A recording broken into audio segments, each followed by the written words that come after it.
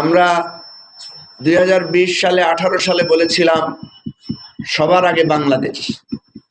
তো যে কোনো কারণে হোক সরকার এটাকে ঠিক করেছে বিএনপি, আমরা এতে অসন্তুষ্ট না। কিন্তু আমরা কি কথা একটু বিনয়ের সাথে জানতে চাই সরকারের কাছে যে আপনাদের কোন কাজটাতে সবার আগে বাংলাদেশ প্রতিফলিত হয়েছে আমাদেরকে একটু বলেন। বরং আমরা দেখছি সবার আগে দলীয় স্বার্থ। এই যে ব্যারিস্টার ফুয়াদ এতগুলো বর্ণনা দিলেন, আপনারা দেখবেন প্রত্যেকটা ক্ষেত্রে নিয়োগ থেকে শুরু করে প্রত্যেকটা কার্যক্রমে আমরা দেখছি। ইভেন আমরা দেখলাম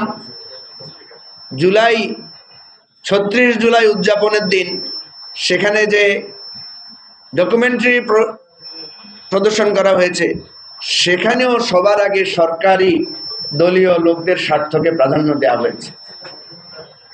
আরেকটি কথা সরকার বলেছে, সেটা হচ্ছে উই হ্যাভ এ প্ল্যান।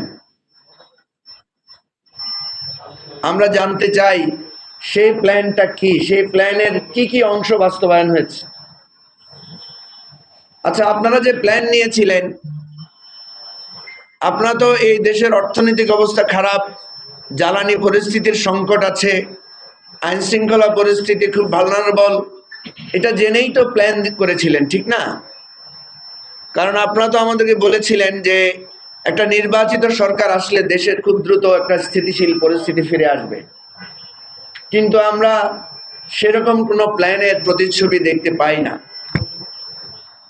আজকে যে বিদ্যুৎ এবং গ্যাসের জন্য যে হাহাকার, সেই হাহাকার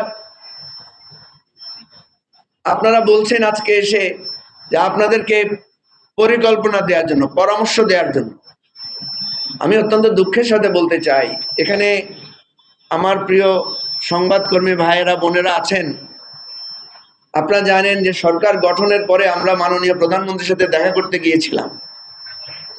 আমি, আমাদের দলের সেক্রেটারি, আমাদের দলের আরো কয়েকজন নেতা সহ।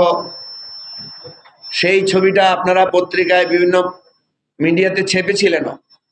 আমরা একটা লিখিত প্রস্তাব দিয়েছিলাম। সেই লিখিত প্রস্তাবের একটা গুরুত্বপূর্ণ অংশ ছিল, যেহেতু ইরানে আক্রমণ হয়েছে,